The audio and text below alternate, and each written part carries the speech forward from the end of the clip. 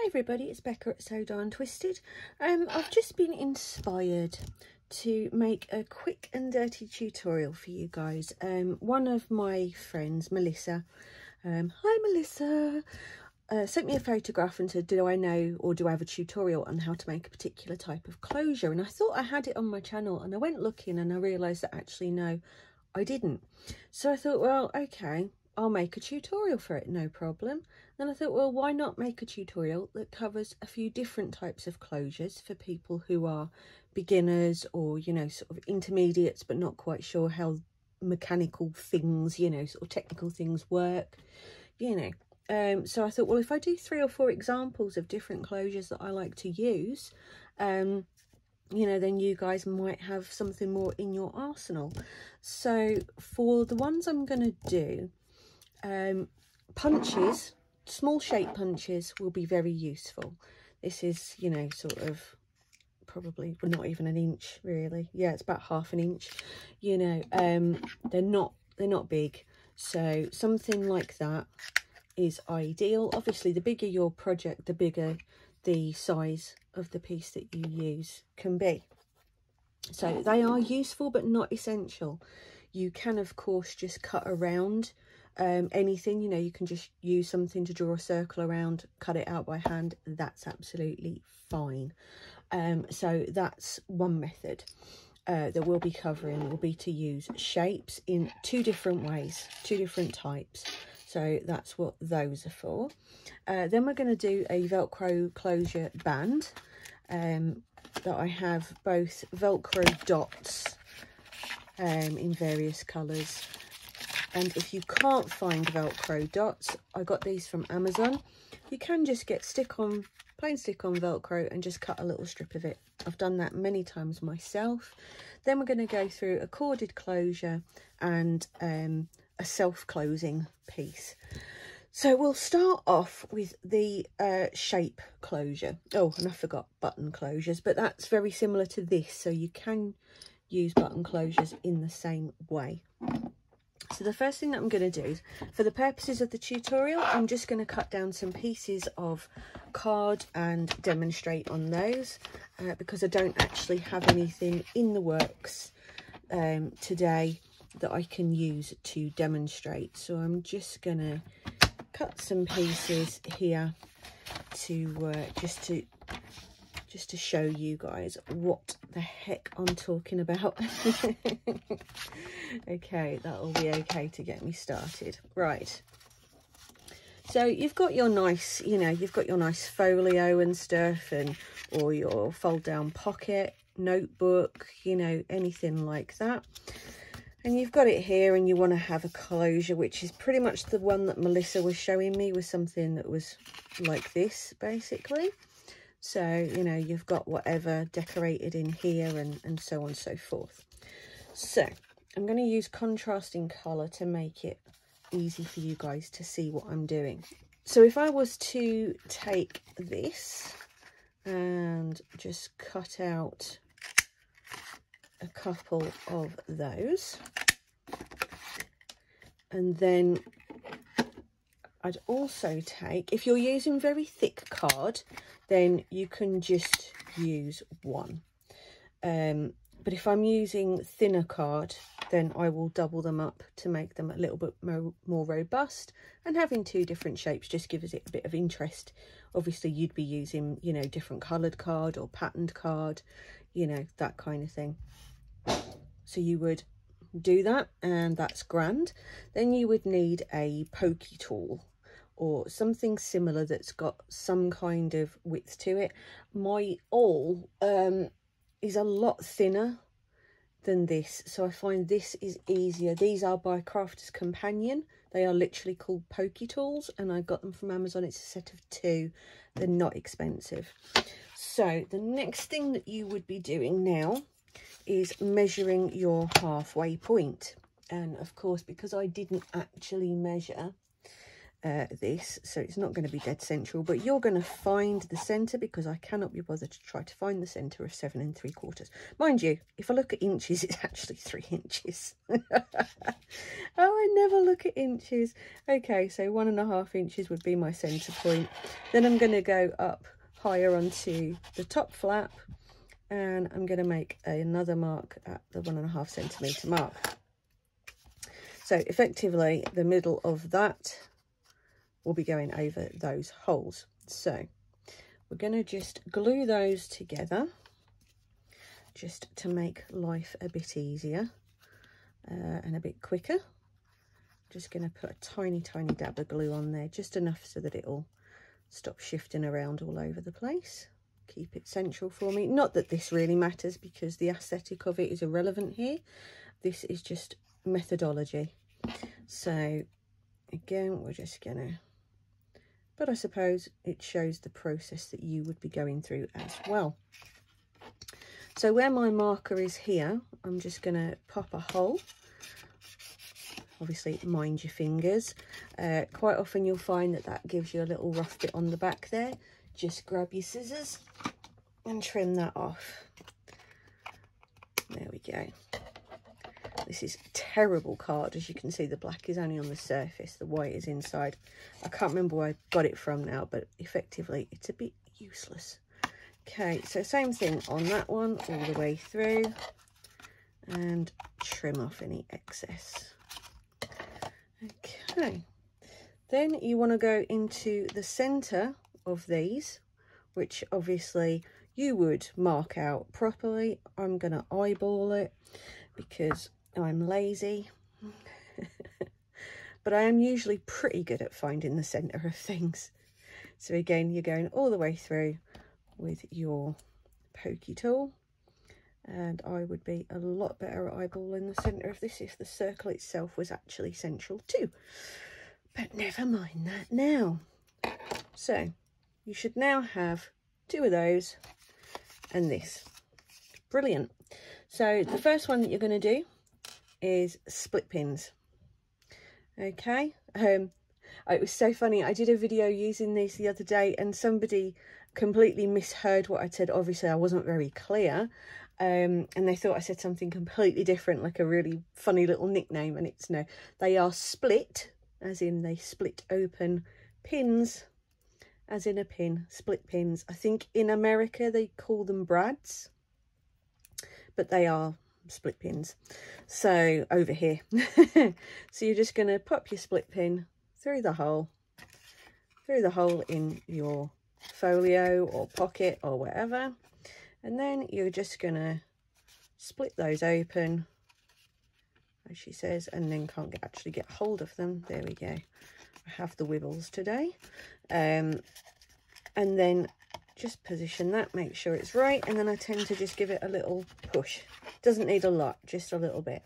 And then you can cover this on the inside using, you know, patterned paper or, you know, washi tape, whatever you want. It's fine. So throw that through that one, twist it round so they go sideways again, and same thing again, line it up, give it a push, done. So that's that in place. So then all you need is your bit of thread. Probably cut too much there, but never mind. Then we're going to wrap that behind.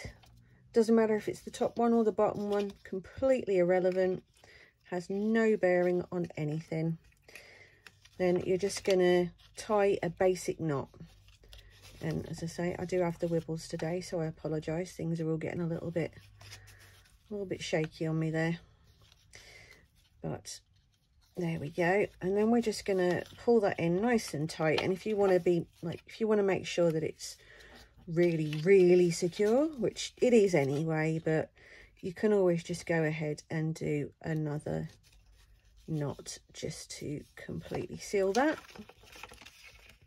Then you can just trim that edge off, fold it over, and hey presto. So that is your nice, very quick and easy closure. Let me just show you that there. So it doesn't get a lot easier than that with this kind of closure. So that's method 1. So method 2, we are going to use eyelets. So I'm going to do the same thing again and just get that folded kind of like that. Fabulous. Obviously, again, I'm not being precise. This is demonstration only. Now, I have this tool that's a punch and an eyelet press all in one. So we are going to, again, oh my life, so everything's getting in my way. Oh God, that was noisy. Right, so again, we're going to have a little measure on here. And this time I can measure it in centimetres. Ha ha ha. So I have 8 centimetres. So I'm going to measure it at 4. And then I'm going to come up on here a little way. And again on 4. All you need to be sure of is that where your pieces sit, they're not going to overlap either the flap or each other. Other than that, you're fine. So you're going to get yourselves, you know, your little pieces again. This time I'm going to go for something like this just to make it look a bit different, because obviously that matters so much. Okay, so again, we're just going to sort of have a little look for the middle of there. I could measure this. I can't be bothered. Then we are going to clear out the previous dots, because if you have one like this, you can line it up, you can see through the hole at the top, and you can see where you put your mark. So obviously I would ordinarily be a little bit more precise, but when I said this was a quick and dirty tutorial, I meant it. Oh, I can't actually get hold of that. There we go. Right, so there you go. I have my 2. I'm then gonna get my eyelet and I'm gonna pop it in the middle there, and I'm gonna poke my hole in that first. That would be helpful, wouldn't it? Oh my days. Sometimes this won't go back far enough, and I think this, yep, this is one of those times. So again, I could break out the big thing, or I could just cheat because it's not much bigger than this. So if you find yourself in a similar situation and you don't have something that's got a long enough arm, once you've made a hole with a pokey tool, just push it through a little bit more with a pen, you know, or a pencil or anything like that. And then again, just trim off your excess. Okay, scratch that. I'm having to bring out the big one because obviously I was not thinking about the fact that to make this part work, I need to be able to get it over the press. So, you know, that would really help matters. So I'm just gonna give that a push down. That should be it. There we go. And then do the same the other side. Ooh, my life. I will get there, I promise. Okay, so we're going exactly the same on this side. I could have done with trimming down that excess a little bit more, but for demo purposes, does it matter? I don't think it does, no. Did that click? I think it clicked. Yes, it did click. Okay, so you've guessed it. That's that. And now it is again just a case of finding your thread, of which I have put somewhere. So I'm just going to steal some of that one then. And you're going to repeat the exact same process that you just did on the other one. So as I say, it really doesn't get much more easy than that. That's that. And then again, you're just gonna, if you do it a little bit tighter than I did it, that won't happen. It won't spin round. But there. So now you have another closure. So I say I just didn't really press the eyelets tightly enough, I don't think, but that's closure number 2. So we have number 1 like that, and we have number 2 like that. How easy is that, guys? All right, next up we're gonna have a Velcro band. So let's have ourselves another chunk of this.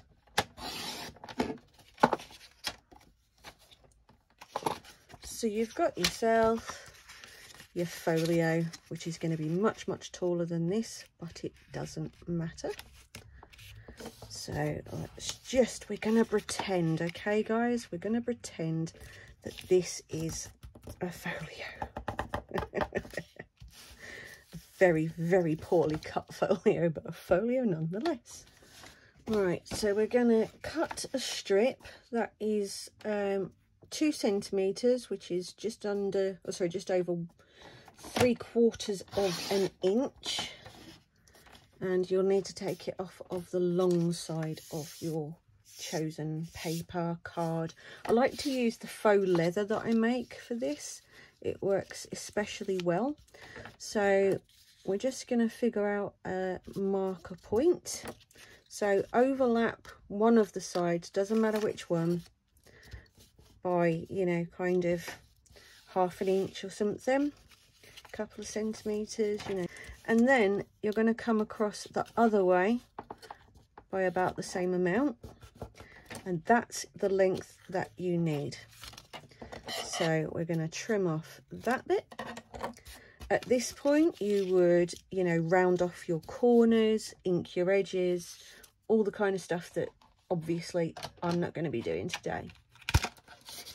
So let's get ourselves some Velcro here. So if you have Velcro dots, best way to use them is to take one side, put it onto the other side. Okay, then we're going to lift them off together like that. Okay, fabulous. You're going to hold that there. You're going to put your Velcro dot in the middle, roughly, and you're going to close your strap over the top and give it a good push down. And obviously your edges will be all lovely and tidy and straight and what have you. I know people do like aesthetic, and you know, I do too, but sometimes it's just about the procedure, and today is one of those times. So as you can see, what I would do then is I would glue this on the back with, you know, just a, doesn't need a lot, just a tiny little squidge along the back there, so that when you, oh, let me just deal with that excess, shall we?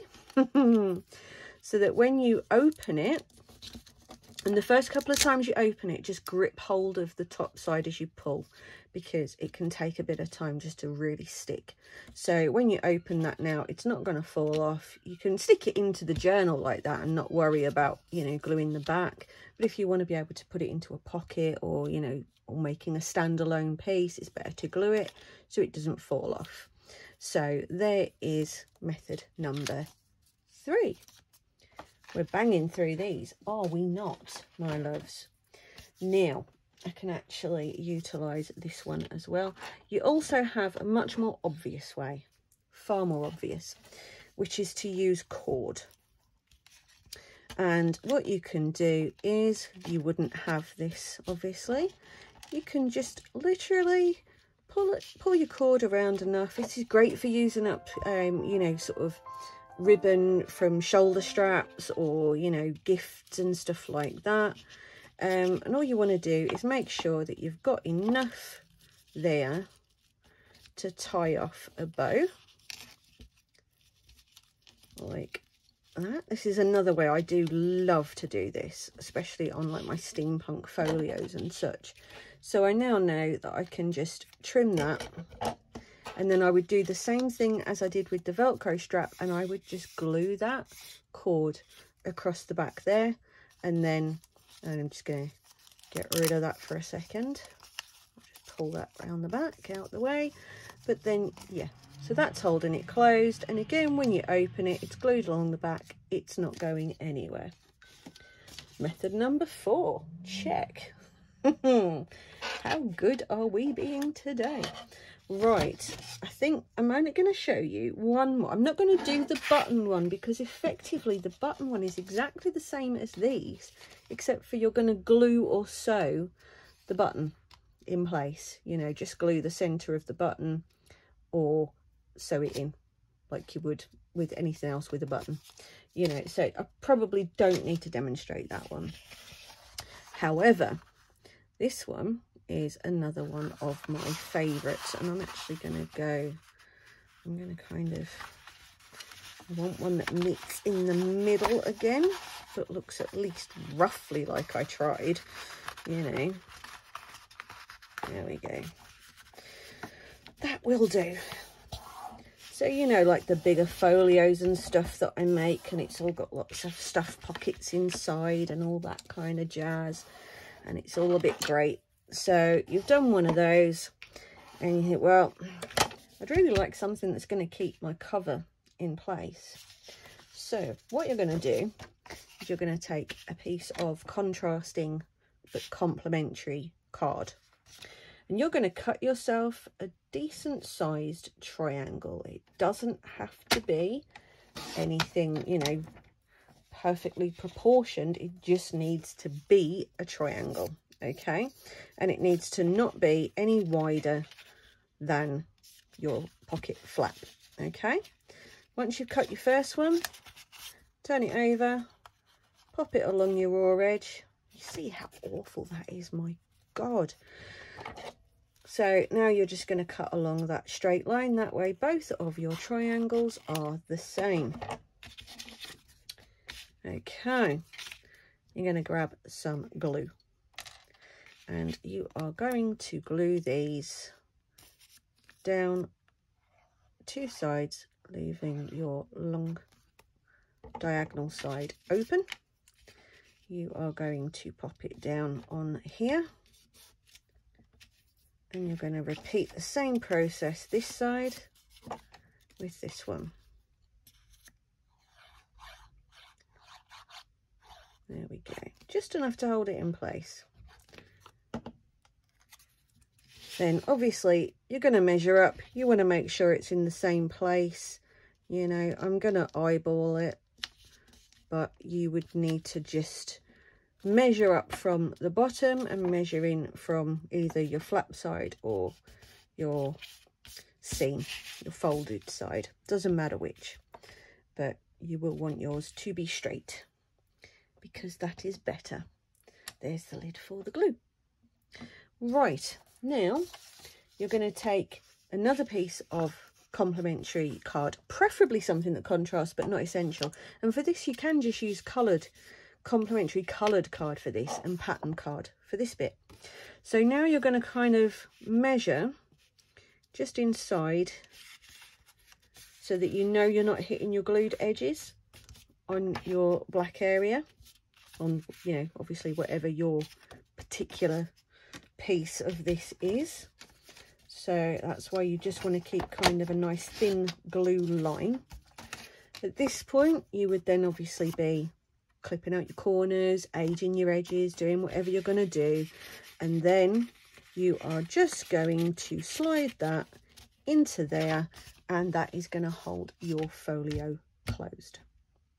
So, you know, you can then, like I did, I think it was the Forest Witch journal. Michelle, you'll know because you bought the Forest Witch journal. I think I did a panel that I kind of decorated the middle of, you know, so you can put you know, anything in the middle, make it a real focal point, you know, make it look beautiful. And then that you can also have, as I believe I did, have the back of that as a journaling space. So it kind of has 2 functions, you know. One, it's holding your folio closed, and it's also functioning as a hidden so to speak, journaling spot. And then, hey presto, you have your folio. So that is what, 5, I think we've covered 5 different closure methods there. So hopefully you've been able to follow what I've been doing here. Hopefully I didn't go through it too quickly, but I do think that a lot of it is, once you see it being done, it becomes quite sort of straightforward and apparent anyway. So you kind of go, oh right, oh it was that, all right, sure.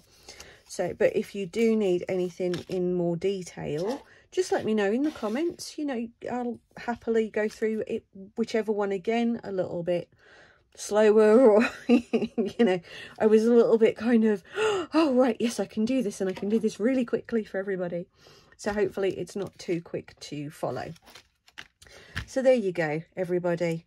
Enjoy. Hopefully you are now going to run off and practice all these different ways of closing things in your journals. I look forward to seeing lots of posts on the groups about all the new things that you've made. Obviously, do love it if you tag me in those. I do absolutely love to see what you're making. So, you know, that's always great. And thumbs up on the video if it's been helpful to you would be fantastic, as well as a comment. Let me know if it's something that has helped you in some way. And after that, there's nothing left. It's all done. I will see you guys for my giveaway tomorrow at 9 PM GMT. Happy crafting, everybody.